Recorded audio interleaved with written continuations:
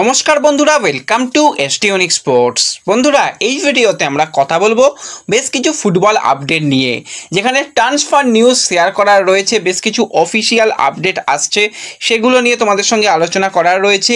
East বেঙ্গলের নতুন বিদেশি প্লেয়ারকে নিয়ে একটু আপডেট শেয়ার করার সাথে সাথে ইস্ট বেঙ্গলকে নিয়েও বেশ কিছু গুরুত্বপূর্ণ নিউজ শেয়ার করা রয়েছে এই ভিডিওতে। খুবই ইন্টারেস্টিং ভিডিও হবে, শুরু থেকে শেষ পর্যন্ত দেখো। আর ভিডিও ভালো লাগলে সকলে একটু লাইক শেয়ার করে দিও।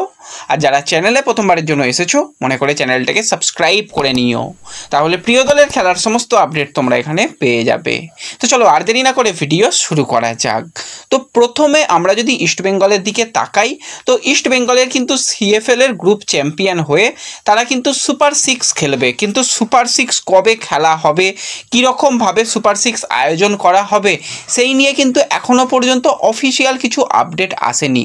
কিন্তু যেরকমটা চিন্তাভাবনা রয়েছে, 11ই সেপ্টেম্বর থেকেই কিন্তু সুপার কাপের যে সুপার 6 রাউন্ডের খেলাগুলো শুরু হয়ে যাবে। কালকে একটা জরুরি মিটিং রয়েছে এবং কালকেই খুব সম্ভবত অফিসিয়াল ফিক্সচারটাও বেরিয়ে আসবে সুপার 6-এর, এবং সেখানেই আমরা বুঝতে পারবো কবে কখন কোথায় ইস্টবেঙ্গলের ম্যাচ রয়েছে।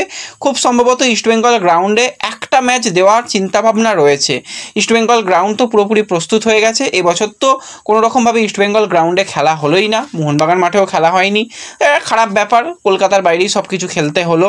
তো ঠিক আছে, যাই হোক, সেখানে কিন্তু ইস্টবেঙ্গলের রিজার্ভ টিম কিন্তু খুব ভালোভাবে প্রস্তুতি শুরু করেছে। এবং তার মধ্যে সবথেকে বড় যেটা সুখবর, সেটা হচ্ছে জেসিন টিকে। সে কিন্তু পুরোপুরি ফিট হয়ে গেছে, ম্যাচ খেলার জন্য অ্যাভেলেবেল।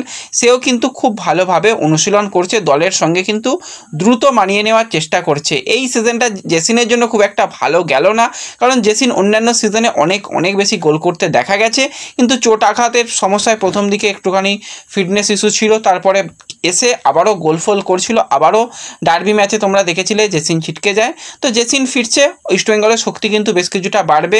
অলরেডি দুর্দান্ত ছন্দে সায়ন, ভানলাল পেকা তারা রয়েছে, তার সাথে সাথে ভিষ্ণু, ডেভিড, এডমন্ডের মতন প্লেয়ারকে খেলানো হচ্ছে। ডিফেন্স লাইনের দিকে তাকালেও সেখানেও কিন্তু মনতোষ চাগলাদার, সেও কিন্তু অনেকটাই সুস্থ হয়ে উঠেছে। তো ওভারঅল কিন্তু ইস্টবেঙ্গল সুপার 6-এ আরও বেশি শক্তিশালী হয়ে নামবে, এটুকু বোঝাই যাচ্ছে। এবং আরও বেশ কিছু সিনিয়র ফুটবলারকেও কিন্তু রেজিস্টার করানো হবে এবং তাদেরও কিন্তু খেলানোর চিন্তাভাবনা রয়েছে। তো সব মিলিয়ে কিন্তু ইস্টবেঙ্গলের রিজার্ভ টিমে কিন্তু একদম ফিল গুড পরিবেশ রয়েছে, এবং আশা করি তারা সুপার 6 রাউন্ডের ম্যাচগুলোতেও কিন্তু খুব ভালোভাবে ফুটবল খেলে এই বছরও কিন্তু তারা সিএফএল চ্যাম্পিয়ন হবে। এবার চ্যাম্পিয়ন হয়েই কি লাভ, আবার তো সেই কোনোরকমভাবে কেসকাবারি হয়ে যাবে, হয়ে গিয়ে কোনোরকমভাবে চ্যাম্পিয়ন ঘোষণা হবে না, কারণ লাস্ট ইয়ার এখনও চ্যাম্পিয়ন ঘোষণা হয়নি। কি খারাপ অবস্থা, মানে কিছু বলার নেই। যাই হোক, তবুও আশা করতে হবে সব কিছু সমস্যা একদিন না একদিন মিটবে, এবং ইস্টবেঙ্গলকে লাস্ট ইয়ারে যেটা ট্রফি সেটা দেওয়া হবে, এবং এই বছরে যদি আবারও চ্যাম্পিয়ন হতে পারে সেটা তো খুবই ভালো ব্যাপার। ব্যাক টু ব্যাক চ্যাম্পিয়ন হওয়াটা খুবই ভালো ব্যাপার। তো এবং এর সঙ্গে সঙ্গে যদি আমরা ইস্টবেঙ্গলের একটুখানি মহিলা দলের দিকে তাকাই, তো মহিলা দলে কিন্তু বেশ কিছু নতুন সাইনিং আমরা খুব তাড়াতাড়ি দেখতে পেতে চলেছি। ডোমেস্টিক সাইনিং বেশ কয়েকটা হবে, সঙ্গে তোমরা দেখেছো বা তোমাদের আগেই জানিয়েছিলাম যে ইস্টবেঙ্গল 5 জন বিদেশিকে নিয়ে খেলছে।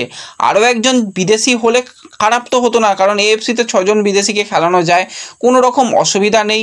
আইডব্লিউএলেও 6 জন বিদেশিকে রেখে যেমন আইএসএল এর নিয়ম একই ব্যাপার, তো কোনো অসুবিধা নেই। তো একজন কিন্তু বিদেশি কম নিয়ে ইস্টবেঙ্গল খেলছে, যদি দরকার হয় একজন বেশি বিদেশি নেওয়ার দরকার। তো সেক্ষেত্রে কোচ অ্যান্ড্রিউস যেটা ম্যানেজমেন্টকে জানিয়েছে যে ঠিক আছে, আমরা 6 জন বিদেশিকে নিয়েই খেলবো, আমরা আরও একজন বিদেশিকে সাইন করাতে চলেছি, এবং সেই প্লেয়ার খুব সম্ভবত কিন্তু এশিয়ান কোটার প্লেয়ার। এবং যদি সব কিছু ঠিকঠাক থাকে তাহলে কিন্তু কোনো একজন অস্ট্রেলিয়ান মহিলা দলের ফুটবলারকে কিন্তু আমরা ইস্টবেঙ্গলের সঙ্গে যুক্ত হতে দেখব। তো দেখা যাক, কথাবার্তা চলছে, বেশ কিছু প্রোফাইল কিন্তু রয়েছে, তার মধ্যে অস্ট্রেলিয়ান প্রোফাইলটাই নাকি এগিয়ে রয়েছে। এছাড়া কিন্তু আরও বেশ কিছু প্রোফাইল রয়েছে, সেই দিকেও নজর থাকবে। তো যত তাড়াতাড়ি তাদের সাইন করিয়ে নেওয়া যাবে, দলের সঙ্গে মানিয়ে নেওয়া যাবে, সেটা কিন্তু ইস্টবেঙ্গলের মহিলা দলের জন্য খুব ভালো হবে। কয়েকদিন বাদেই তো ড্র রয়েছে, সেই ড্র হলে কবে কখন ম্যাচ রয়েছে সেই দিকেও নজর থাকবে, এবং আরও কঠিন ম্যাচ সামনে আসতে চলেছে। তো সেই কঠিন ম্যাচের জন্য কিন্তু নিজেদের আরও বেশি শক্তিশালী করতে হবে, তাহলে কিন্তু অবশ্যই ভালো রেজাল্ট করা যাবে, এটুকু আমার মনে হয়।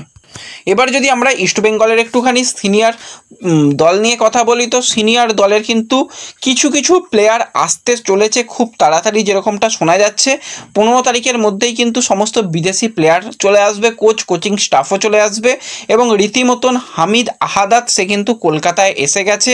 তার কারণ হচ্ছে সে পুরো ফ্যামিলি নিয়ে সে কলকাতায় এসেছে এবং তার সন্তানের এখানে কলকাতায় কোনো স্কুলে তাকে ভর্তি করানোর জন্য একটু তাড়াতাড়ি এসে গেছে এবং হামিদ কিন্তু নিজে আস্তে আস্তে ফিট হওয়ার চেষ্টা করেছেন, কারণ হামিদ দেখেছিলে যে ইনজুরির কারণে শেষ যেটা ইস্টবেঙ্গল ডুরান্ড কাপের ম্যাচ খেলেছিল খেলতে পারেনি। তো সেই জায়গায় হামিদ নিজেকে আরও বেশি শক্তিশালী করতে চাইছে। এবার হামিদের যেটা ইনজুরি কিছু তো সিরিয়াস কিছু নয়, মাসাল ইনজুরি, তো সেখানে একটু রেস্ট নিলেই ঠিক হয়ে যায়।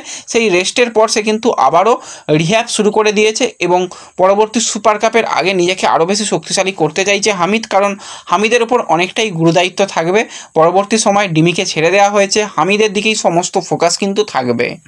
তো এর পরবর্তী সময় যদি আমরা কথা বলি একটুখানি ট্রান্সফার নিউজ নিয়ে, তোমাদের কয়েকদিন আগেই জানিয়ে দিয়েছিলাম যে বেশ কিছু ট্রান্সফার ডিল কিন্তু হতে চলেছে। সেরকমভাবেই 24 বছর বয়সী right back, right midfielder, right winger পজিশনের প্লেয়ার আব্দুল রফি সে এফসি গোয়াতে যোগদান করতে চলেছে। এটা প্লেয়ার আদান প্রদানের পরিবর্তে হবে। তো সেই রকমভাবেই কিন্তু আজকে গোয়ার তরফ থেকে অফিসিয়াল অ্যানাউন্সমেন্ট এসে গেছে, আব্দুল রফি কিন্তু এবার গোয়াতে এলো এবং আব্দুল রফি আসার জন্য গোয়ার তরফ থেকে দুজন প্লেয়ারকে ফ্রি প্লেয়ার করে দেওয়া হয়েছে। তার মধ্যে অ্যালান সাজি রয়েছে, আরও একজন ডিফেন্ডার রয়েছে, তারা দুজন কিন্তু হায়দ্রাবাদে গেল।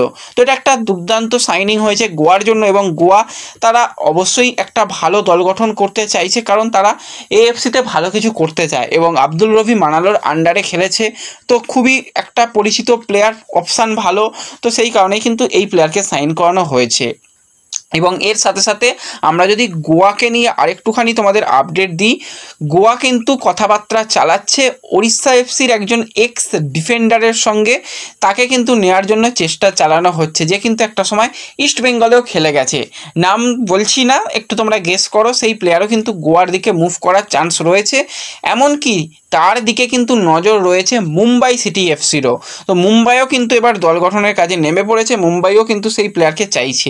দুটো ক্লাবের মধ্যেই কিন্তু এবার লড়াই হবে, দেখা যাক শেষ পর্যন্ত সেই লড়াইটায় কে জেতে। এবং তোমাদের কিছুদিন আগেই তোমাদের জানিয়েছিলাম যে 24 বছর বয়সী ভারতীয় সেন্টার ব্যাক পজিশনের প্লেয়ার নরেন্দ্র গায়লট, যে কিন্তু জামশেদপুরের হয়ে লিগ শিল্ড, ওড়িশা এফসির হয়ে সুপার কাপ চ্যাম্পিয়ন ডিফেন্ডার, কিন্তু এবার মুম্বাইয়ের দিকে মুভ করতে চলেছে। মুম্বাই কিন্তু ইন্টারেস্ট শো করছে। তো সেক্ষেত্রে কথাবার্তা মুম্বাই কিন্তু অনেক দূর পর্যন্ত এগিয়ে নিয়েছে, এমনকি তার মেডিকেল বেশ কিছু পেপারও মুম্বাই চেয়েছে, সেগুলোকেও যদি সব কিছু ঠিকঠাক থাকে তাহলে ফ্রি প্লেয়ার হিসাবে কিন্তু মুম্বাই সিটি এফসিতে দীর্ঘমেয়াদী চুক্তিতে নরেন্দ্র গায়লট সে কিন্তু সাইন করতে চলেছে। তো ইস্টবেঙ্গল কিন্তু এই অপশানটার দিকে একটা ভাবনা চিন্তা করতে পারতো, কারণ নরেন্দ্র গায়লট সে শুধুমাত্র সেন্টার ব্যাক নয়, সঙ্গে কিন্তু সে রাইট ব্যাক বা লেফট ব্যাক পজিশনেও খেলতে পারে এবং আনোয়ার আলীদের সঙ্গে সেই পুরাতন একটা তার খেলার যোগসূত্র রয়েছে, একই ব্যাচমেটের প্লেয়ার এবং অভিজ্ঞতাও রয়েছে যথেষ্ট ভালো। তো ভালো একটা অপশান হতো। যাই হোক, আসছে না যখন সেটাকে নিয়ে কথা বলে লাভ নেই, সে মুম্বাইয়ের দিকেই যেতে চলেছে এবং অফিসিয়াল নিউজ এসেও যাবে খুব তাড়াতাড়ি, এসে গেলে তোমাদের জানিয়ে দেবো। তো এই ভিডিওতে এই আপডেটগুলোই শেয়ার করার ছিল। ভিডিও ভালো লাগলে লাইক শেয়ার করে দিও, চ্যানেলে প্রথমবারের জন্য এলে সাবস্ক্রাইব করে নিও। দেখা হবে পরবর্তী ভিডিওতে, ধন্যবাদ।